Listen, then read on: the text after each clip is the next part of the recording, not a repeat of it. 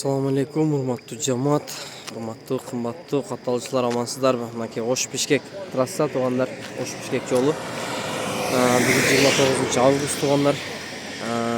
Кочкор Ата шаарында бирге трассанын жээгине Лимонти деген бир сонун бир чайкана ачылып калды туугандар.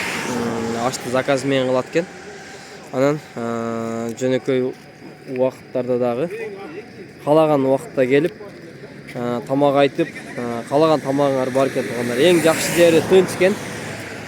Каалагандай сүйлөшүп отурат экенсиң. Анан башка жердегилердей жабылабыз, чыккыла, тиги бу аяк буяк дебейт экен бу жерде. Каалашыңча отурат экенсиң. Азыр саат 12ден өтүп калды туугандар. Азыр дагы келип заказ берсеңер, ашты мындай айтканда дамдап, пиширип, растап берет экен туугандар. Анан каалаган убакытта келип тамак аш заказ берсеңер боло берет экен туугандар. Мынакей азыр 12ден өттү. Биз эми таркап кетип атабыз.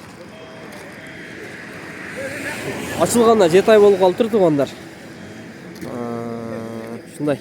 Мен эми келдим. Башка жерге чогулдук эле, бирок биз айрымдарыбыз келип, ошол жерде жамаат келип жеген экен. Ошол жер жакшы, кенен отуруп кетебиз дегенден ошол жерге келдик туугандар. Мынакей Лимонти. Кочкор Ата шаарынан Ош тарапты көздөй жөнөгөндө. Анан Кочкор Ата Оштон келгенде Кочкор Атага кире беришти туугандар. Мынакей Эмпа заправканын мындай айтканда бет маңдайы десек боло берет туугандар. Мынакей достор менен, жоролор менен келип туугандар ушул жерден ашты жеп, кенен отуруп кетсеңер болот. Ассаламу алейкум, тынч болуңар туугандар.